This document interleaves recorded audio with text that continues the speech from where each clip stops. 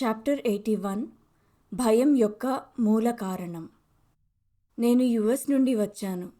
ఋషికేశ్లోని కొన్ని ఆశ్రమాల్లో కొద్ది రోజులు గడిపాను. అక్కడ నాకు ధ్యానం ఇంకా ప్రాణాయామం నేర్పారు.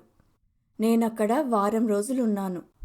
కానీ నాకు నచ్చక అక్కడి నుండి వెళ్ళిపోయాను. తరువాత 3 వారాలు టిబెటన్ లామాస్తో గడిపాను. కానీ వారంతా తమ సూత్రాల్లో ఇంకా ఆచారాల్లో నిమగ్నమై ఉన్నారు. మరి దానంతటికీ ఏం ఫలితం లభించింది? ఖచ్చితంగా నా శక్తిలో ఎదుగుదల కనిపించింది. నేను రిషికేశ్ వెళ్లే ముందు ఓ ప్రాకృతిక వైద్య కేంద్రంలో ఉపవాసాలు చేశాను. నీ శక్తిలోని మార్పు దానివల్ల కావచ్చు. ఏమో, అది నేను చెప్పలేను. వీటన్నిటి వల్ల నా శరీరంలో రకరకాల ప్రదేశాల్లో మంట పుట్టడం మొదలయ్యింది. ఏమీ లేని చోట నాకు మంత్రోచ్చారణ ఇంకా మాటలు వినపడేవి. ఇప్పుడు నువ్వు దేని వెంట పడుతున్నావు? అందరూ దేని వెంట పడతారు? కొంత సత్యము, కొంత లోపలి నిశ్చయత, కొంత నిజమైన ఆనందం. ఆత్మసాక్షాత్కారాన్ని బోధించే వివిధ పాఠశాలలు చైతన్యం గురించి మాట్లాడతాయి. అదే గొప్ప సత్యమని అంటుంటారు. అది నిజమేనా? శరీరాన్ని మెదడు పాలిస్తుంది. అవగాహన మెదడుకు వెలుగునిస్తుంది. చైతన్యం అవగాహనను పర్యవేక్షిస్తుంది. చైతన్యం పైన ఏదైనా ఉందా? నువ్వు అవగాహన కలిగున్నావని నీకెలా తెలుసు? నాకు ఆ అనుభూతి ఉంది. దాన్ని నేను మరోలా వివరించలేను. మెదడు నుండి అవగాహనకు, దాన్నుండి చైతన్యానికి వెళ్ళడాన్ని నువ్వు జాగ్రత్తగా చూస్తే ద్వంద్వత్వం యొక్క భావం ఉందని కనుగొంటావు. అవగాహనకు అతీతంగా చైతన్యాన్ని చేరినప్పుడు అద్వైత స్థితి ఉంటుంది. అక్కడ తెలుసుకోవడం ఉండదు, కేవలం శుద్ధ సత్వం ఉంటుంది. మీరు చెప్పే శుద్ధ సత్వము సార్వత్రికమైనదా? సార్వత్రికము అన్ని ప్రత్యేకాల సముదాయమును సూచిస్తుంది. శుద్ధ సత్వములో ప్రత్యేకము అన్న ఆలోచనే ఉండదు. శుద్ధ సత్వానికి ఇంకా ప్రత్యేక వ్యక్తికి మధ్య ఏదైనా సంబంధం ఉందా? ఉన్నదానికి ఇంకా కనిపించేదానికి మధ్య ఏం సంబంధం ఉండగలదు? సముద్రానికి ఇంకా దాని అలలకు మధ్య సంబంధమేంటి? వాస్తవమైనది అవాస్తవం కనిపించేలా ఇంకా మాయమయ్యేలా చేస్తుంది. అస్థిరమైన క్షణాల పరంపర సమయం యొక్క భ్రమను సృష్టిస్తుంది. కానీ శుద్ధ సత్వము యొక్క కాలాతీత సత్యము కదలికలో ఉండదు. ఎందుకంటే అన్ని కదలికలకు ఓ కదలని నేపథ్యం అవసరం. దాన్ని ఒక్కసారి నీలో నువ్వు కనుగొన్నప్పుడు నువ్వు దాన్ని ఎప్పుడూ పోగొట్టుకోలేదని, అన్ని విభజనల నుండి ఇంకా వేరుతనం నుండి స్వతంత్రంగా ఉందని తెలుసుకుంటావు. కానీ దాన్ని అవగాహనలో వెతకకు. అది నీకు అక్కడ దొరకదు.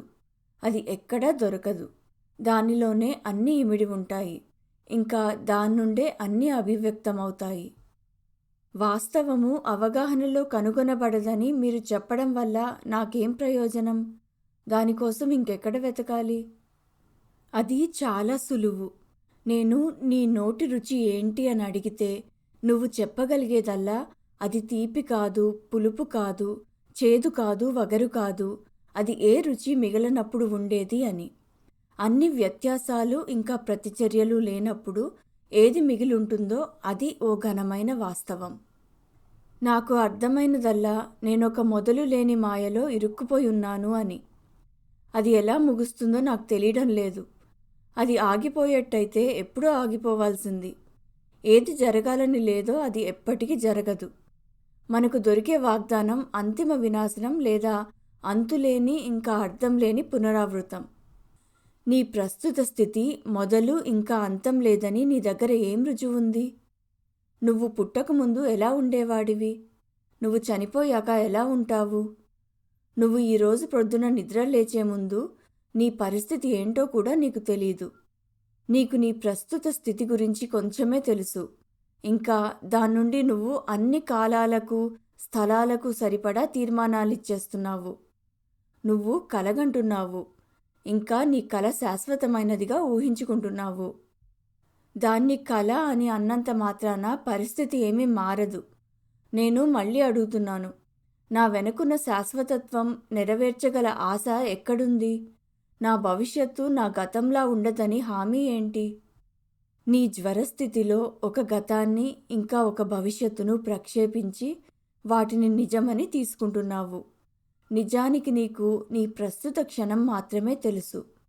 నీ గతం ఇంకా నీ భవిష్యత్తుకు బదులు నీ ప్రస్తుతాన్ని ఎందుకు ప్రశ్నించకూడదు?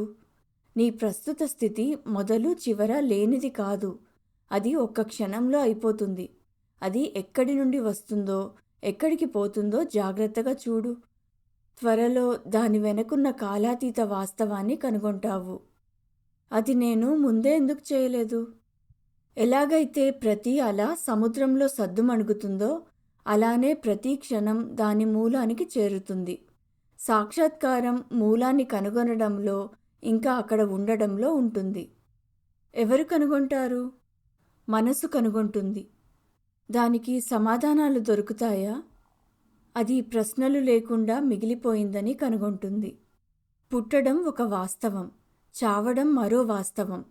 అవి సాక్షికి ఎలా కనిపిస్తాయి? ఒక బిడ్డ పుట్టింది, ఒక మనిషి చనిపోయాడు. అవి కేవలం కాలక్రమంలో జరిగే సంఘటనలు. సాక్షికి ఎదుగుదల ఉంటుందా? చైతన్యం యొక్క వెలుగు పడగానే చూడబడేది ఎన్నో మార్పులకు గురికావచ్చు. మారేది కేవలం వస్తువే గాని వెలుగు కాదు. సూర్యకాంతిలో మొక్కలు ఎదుగుతాయి, సూర్యుడు ఎదగడు. శరీరము ఇంకా సాక్షి వాటంతటవి చలనం లేనివి. కానీ రెంటినీ మనసులోకి తీసుకువచ్చినప్పుడు అవి కదిలేవిగా కనిపిస్తాయి. అవును, కదిలేది నేను అనే వ్యక్తి అని నాకు అర్థమవుతోంది. అసలు వ్యక్తి అవసరమా? అదెవరికి కావాలి? అది ఇప్పుడుంది, దానికి మొదలుంది, కనుక దానికి అంతం కూడా ఉంటుంది. నేను అనే వ్యక్తి పోతే ఏం మిగులుతుంది? ఏది వచ్చిపోదో అది మిగులుంటుంది. అత్యాశతో కూడిన మనస్సు పరిపూర్ణత యొక్క పురోగతి ఇంకా పరిమాణం గురించిన ఆలోచనలను సృష్టిస్తుంది. అది అలజడిని రేకెత్తిస్తుంది, క్రమాన్ని కోరుతుంది, నాశనం చేస్తూ భద్రతను కోరుతుంది. కర్మలో పురోగతి ఉంటుందా? కర్మ అనేది ఒక ఖర్చు చేయని శక్తి. అది నెరవేరని కోరికలు ఇంకా భయాల నిల్వ మాత్రమే. అది నిరంతరం కొత్త కోరికలు ఇంకా భయాలతో నింపబడుతుంది. కానీ అది ఎప్పటికీ అలానే ఉండాలని లేదు. భయాల మూల కారణాన్ని అర్థం చేసుకో. కోరికల నుండి, నీ వ్యక్తిత్వం నుండి దూరమైనప్పుడు, ఆత్మ కోసం తహతలాడినప్పుడు నీ కర్మ కలలా కరిగిపోతుంది. భూమి, స్వర్గం మధ్య జీవితం నడుస్తుంది. ఏదీ ప్రభావితం కాదు. కేవలం శరీరాలు ఎదుగుతాయి ఇంకా కుళ్ళిపోతాయి. వ్యక్తికి ఇంకా సాక్షికి మధ్య సంబంధం ఏంటి? సంబంధమేమీ ఉండదు. ఎందుకంటే అవి రెండూ ఒక్కటే గనుక. వాటిని వేరు చేయకు.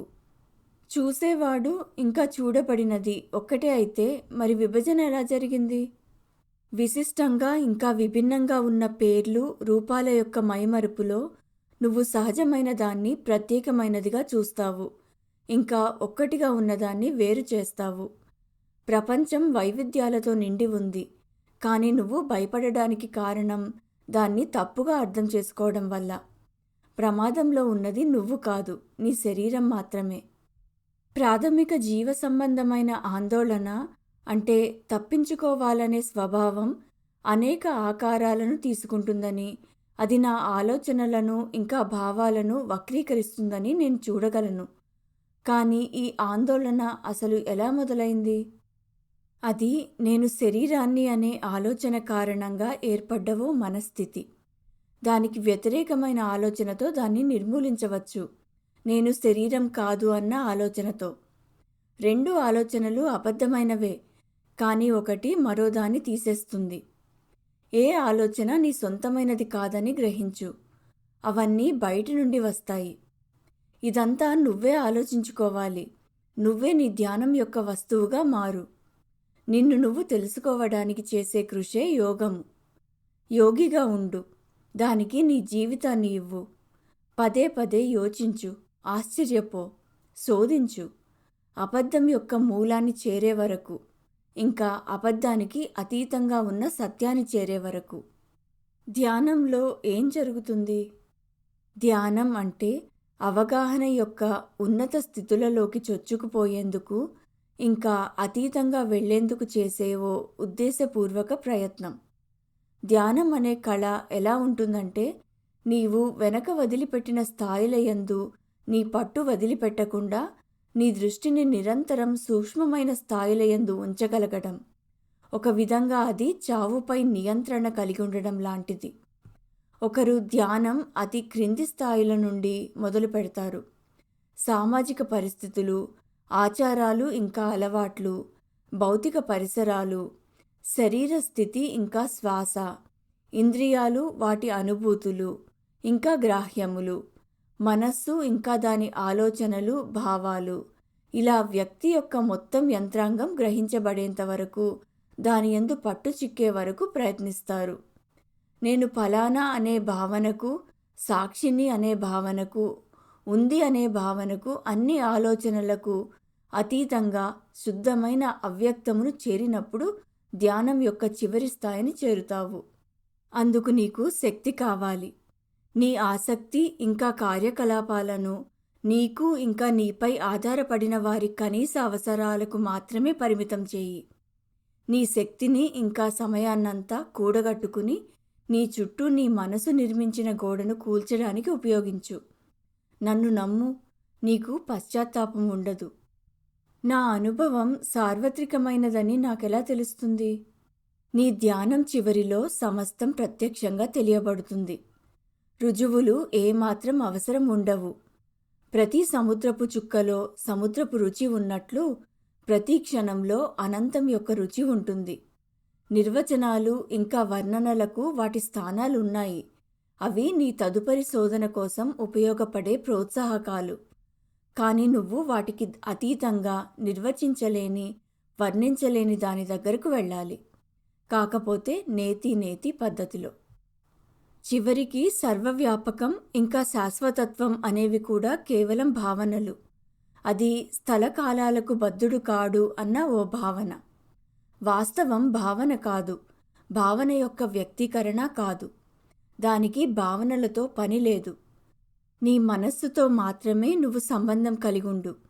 దాని వక్రీకరణలు ఇంకా మలినాలను తొలగించు. ఒక్కసారి నీ యొక్క రుచి నీకు తెలిస్తే నువ్వు దాన్ని అన్ని చోట్ల ఇంకా అన్ని వేళలా కనుగొంటావు. ఇంకా దాన్ని ఎప్పటికీ పోగొట్టుకోలేవు. కానీ తీవ్రమైన, ఆఖరికి కష్టతరమైన ధ్యానం ద్వారా అయినా సరే నీకు నువ్వు అవకాశాన్ని కల్పించుకోవాలి. నేను సరిగ్గా ఏం చేయాలని చెప్తున్నారు? నీ హృదయాన్ని ఇంకా మనస్సును నేనున్నాను అనే భావనను పదే పదే తలపోసేందుకు ఇవ్వు. అదేంటి, ఎలా ఉంటుంది, దాని మూలమేంటి, దాని జీవిత ఉద్దేశమేంటి అని అడుగు. అది బావిని తవ్వడం లాంటిది. నీరు కాని దాన్నంతా తిరస్కరించు. నేను సరైన దిశలో వెళ్తున్నానని నాకెలా తెలుస్తుంది? నీ ఉద్దేశ్యంలో, స్పష్టతలో, ఇంకా పని పట్ల నీ యొక్క భక్తిలో ఉన్న పురోగతి ద్వారా. మా యూరోపియన్లు మౌనంగా ఉండడం చాలా కష్టం. మా చుట్టూ ప్రపంచం చాలా ఎక్కువగా ఉంటుంది. అదేం లేదు, మీరు కూడా కలలు కనేవారే. మన మధ్య తేడా కేవలం వేరువేరు కలలు కనడంలో ఉంది. నువ్వు పరిపూర్ణతను భవిష్యత్తులో కనుగొనాలని చూస్తావు. మేము దానికోసం ఇప్పుడులో వెతుకుతాము. అపరిమితమైనది ఎప్పుడో పరిపూర్ణము. నువ్వు పరిపూర్ణుడవు, కాకపోతే అది నీకు తెలియదు. నిన్ను నువ్వు కనుగొనడాన్ని నేర్చుకో. అప్పుడు నువ్వు అద్భుతాలను కనుగొంటావు. నీకు కావలసినది ఎప్పుడో నీ దగ్గరుంది. కాకపోతే నువ్వు గౌరవంతో ఇంకా ప్రేమతో దాన్ని చేరాలి. నిన్ను నువ్వు ఖండించుకోవడం ఇంకా నీయందు అపనమ్మకం తీవ్రమైన లోపాలు. దుఃఖాన్ని తప్పించుకోవాలని, సుఖాలను పొందాలని నువ్వు చేసే ప్రయత్నం నీయందు నీకున్న ప్రేమ కారణంగానే. నేను నిన్ను కోరేదల్లా ఇదొక్కటే, నీయందు నీకున్న ప్రేమను పరిపూర్ణం చేసుకో. నీకు ఏదీ తక్కువ కానివ్వకు. నీకు నువ్వు అనంతాన్ని అందించుకో.